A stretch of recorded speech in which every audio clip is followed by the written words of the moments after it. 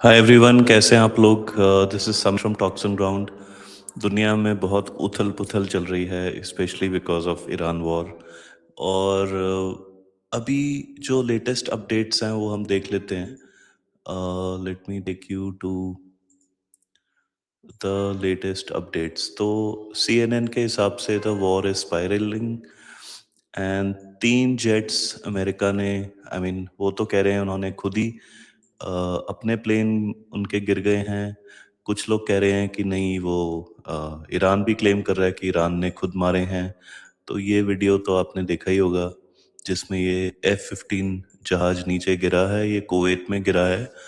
And as you know, almost 12 countries में Iran ने attack कर दिया है। और इन अटैक्स में बहुत सारे यूएस के बेसिस को डैमेज हुआ है।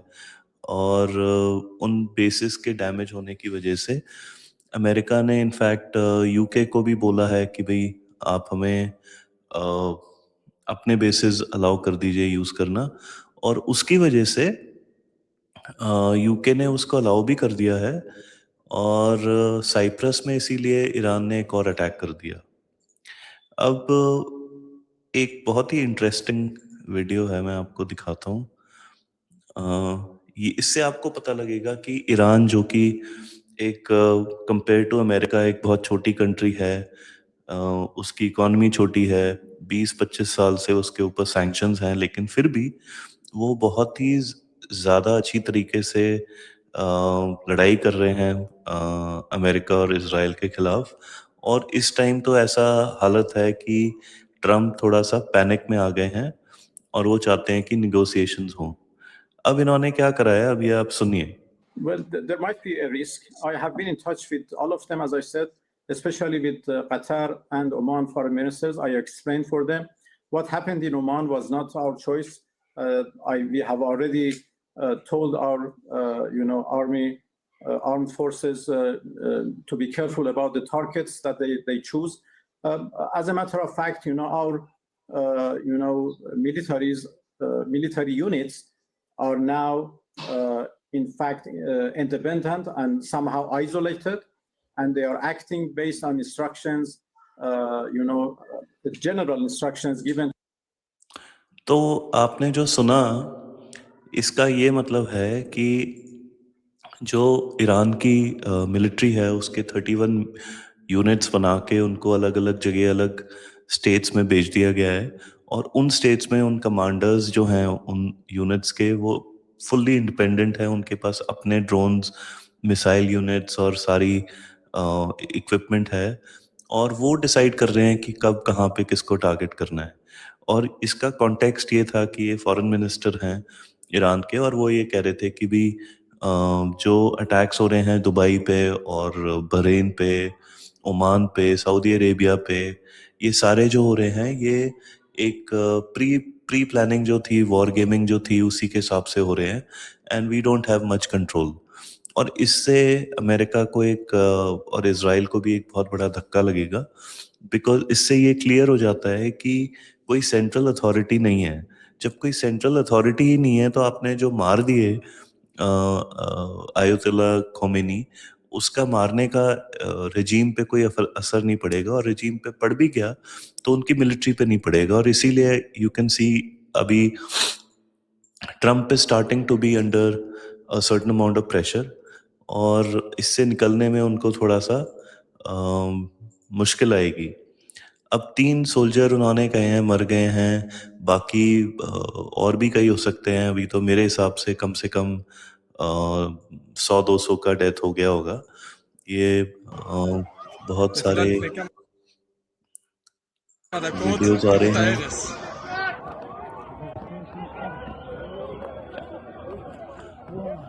अब दुबई में बहुत कुछ हो रहा है, वो आपने शायद देखा ही होगा। और नहीं देखा है तो मैं बता देता हूँ कि दुबई के अंदर जो अ, क्या कहते हैं, जो मिलिट्री है, ईरानियन मिसाइल्स और ड्रोन्स हैं, उन्होंने बहुत डैमेज कर दिया है। और ईरानियन पोर्ट जो है उसके, सॉरी, जो एमिराती पोर्ट है, एक मेन पोर्ट है, वहाँ पे भी एक्सप्लोजन सुने गए हैं।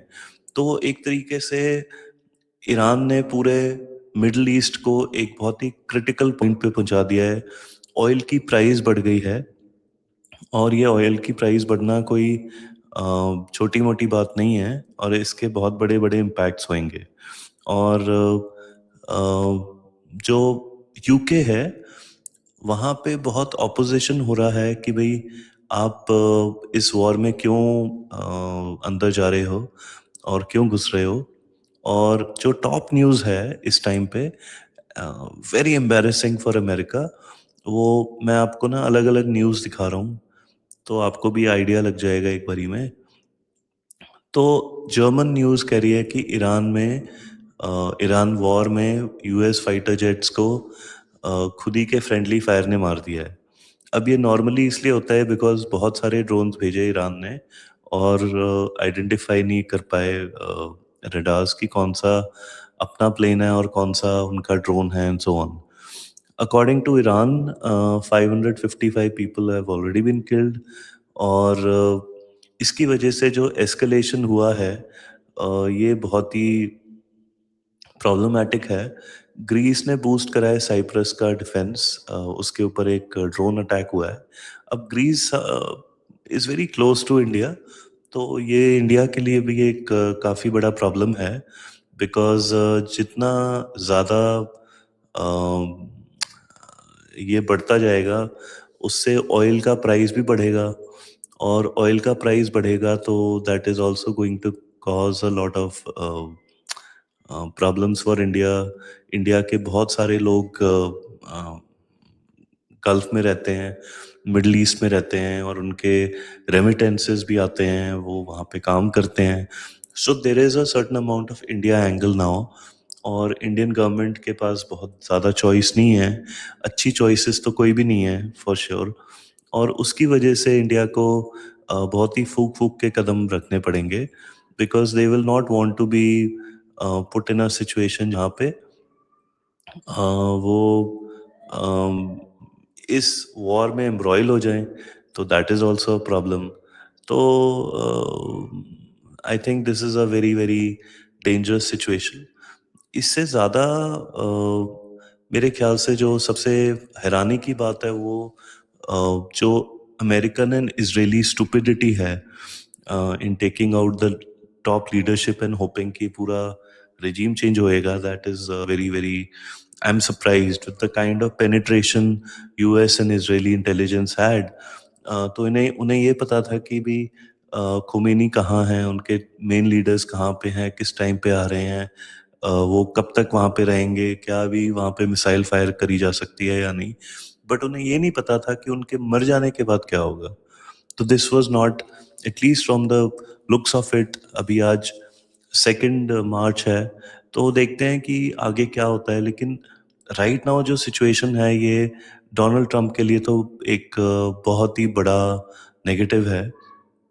वो इससे कैसे निकलेंगे बड़ा इंटरेस्टिंग होगा देखना, और निकल भी पाएंगे या नहीं ये कहना भी थोड़ा मुश्किल हो रहा है इस टाइम पे।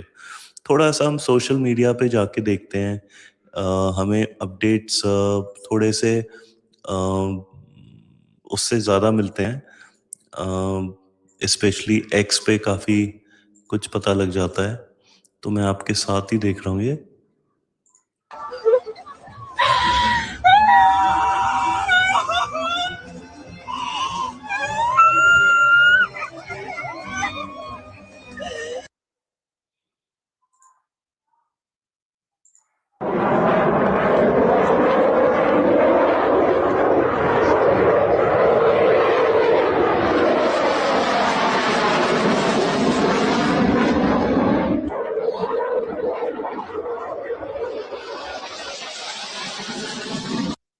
ये मुझे असली नहीं लगा।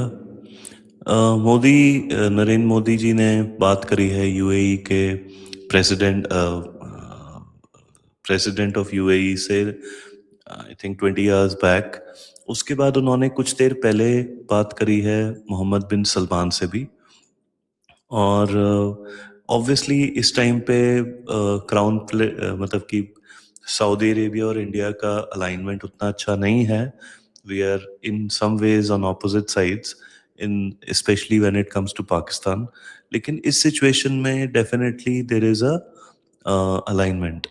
फिर किंग ऑफ बहरीन से बात करी है, कारनी तो यहाँ पे आए हुए थे, तो वो तो चल ही रहा है.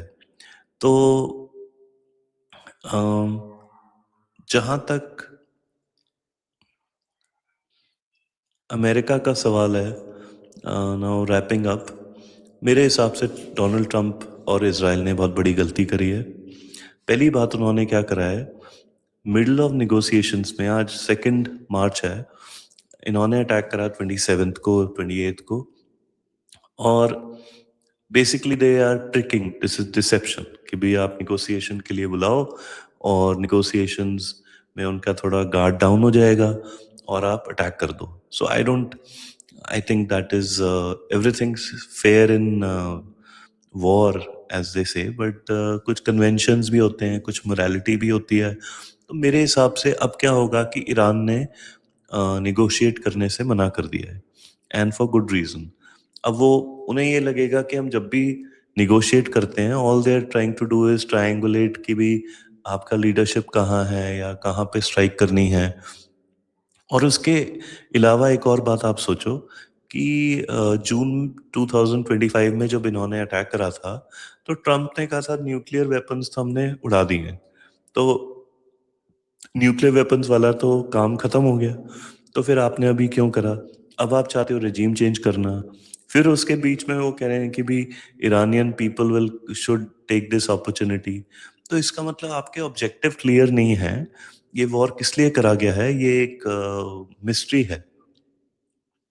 उसमें एक मिस्ट्री एक ज़रूर सॉल्व हो जाती है जब डोनाल्ड ट्रंप कहते हैं कि भी 4 हफ्ते लगेंगे, मतलब एंड ऑफ मार्च तक ये ख़त्म हो जाना चाहिए. और फिर डोनाल्ड ट्रंप जाएंगे आपके चाइना और शी जिनपिंग से बात करेंगे. तो क्या ये सारा जो गेम प्लान है ये उस मीटिंग में अच्छी लीवरेज होने का था, और क्या ये उनके ऊपर थोड़ा सा उल्टा पड़ गया है? Because remember, America has not fought a very big country ever. पिछले 80 साल में वो लड़े हैं वियतनाम से, इराक से, अफगानिस्तान से, ये सारी जो कंट्रीज़ हैं, या सर्बिया में. तो ये सारी जो कंट्रीज़ हैं ये छोटी कंट्रीज़ हैं. वेनेजुएला में अभी करा. तो ये मतलब $100 बिलियन से कम वाली इकोनॉमीज़ के ऊपर ज़्यादा सक्सेसफुल रहती है इनकी military, because they are not able to, मतलब वियतनाम में हार गए थे एक तरीके से, अफगानिस्तान में भी हार गए थे. अफगानिस्तान की जीडीपी $25 बिलियन है by the way. And Iraq में we all know what happened, वहाँ पे कोई न्यूक्लियर वेपन नहीं मिले थे. तो आई एम नॉट सेइंग कि भी ये एक कॉन्स्पिरेसी है या ये है, but these are the facts, these are the facts. And इन फैक्ट्स को अगर आप सामने रखें और ईरान को देखें, उसकी पॉपुलेशन 90 मिलियन है, एक सिविलाइजेशन है, उसके ऊपर 25 साल आपने सैंक्शंस लगाए हैं, वो फिर भी आपके सामने खड़ा हुआ है. आपने उसकी पूरी लीडरशिप उड़ा दी है. और ये वैसी कंट्री नहीं है अरब लाइक जो कि एजुकेटेड ना हो. They have a good scientific base. So I really think Iran will give America a lot of trouble in the coming days. हम इस पे और अपडेट करेंगे quickly. I'll also do a live shortly on this. Do join in. आप कोई update हो please मुझे भी इस पे कमेंट करके बताइए, and like and subscribe the channel. Thank you.